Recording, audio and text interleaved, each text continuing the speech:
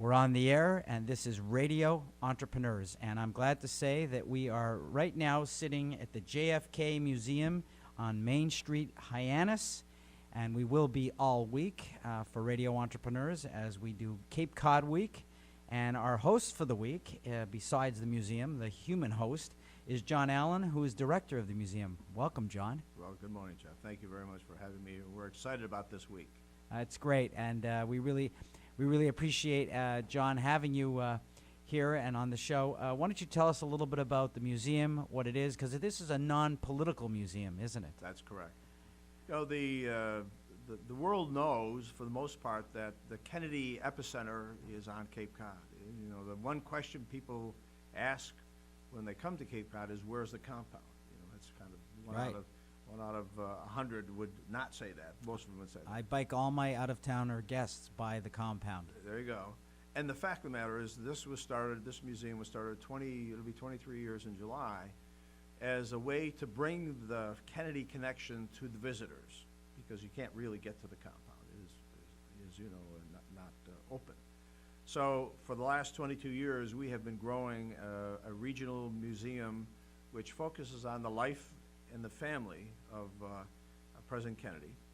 And in many ways, people come here and they're back to the Camelot time that's in their minds. And if they're younger, they're brought into a time when their grandparents or their parents really have great memories. And I have the real privilege of being on the floor talking with people, and they instantly start from those points, whether they're directly into the experience or heard it from their grandparents or parents.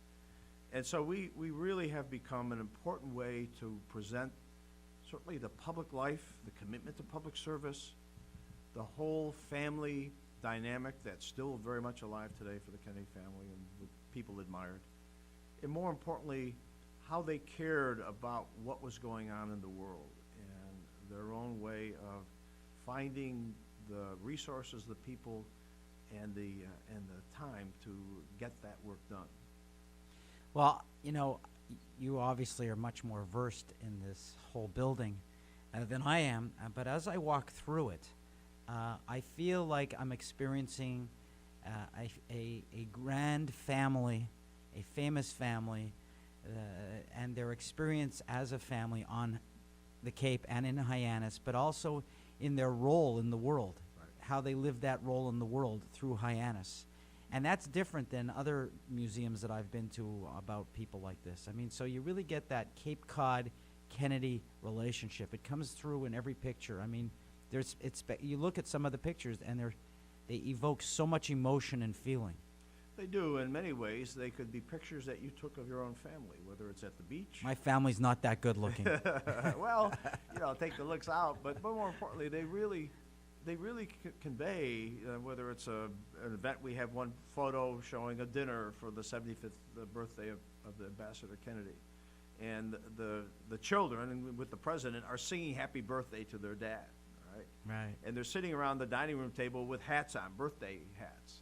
And that certainly is not rare. That is really what people do. And you see pictures of them on their boat with sailing, and they're always with the family and visitors, and they see them at the beach. But people know that they loved being together. They also loved the Cape.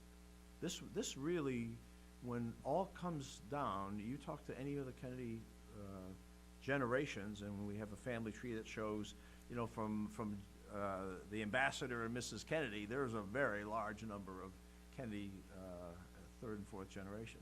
The fact is, this place was their home, and they always came back here in good times that we share here, but also sad times. Right. Tragedy. But they always came here.